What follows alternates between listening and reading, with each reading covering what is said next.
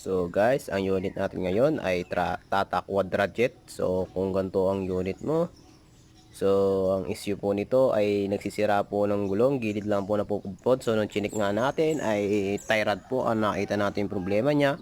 So pinalitan na po natin ng bagong tie rod. At nakita na rin po natin yung kanyang velocity boot sa inner ay tanggal na po yung lock. So aayusin po natin yan dahil nauubos po ang grasa niyan kapag po walang lock yan. So titibayan po natin yung lock na nakalagay dahil nahugot po.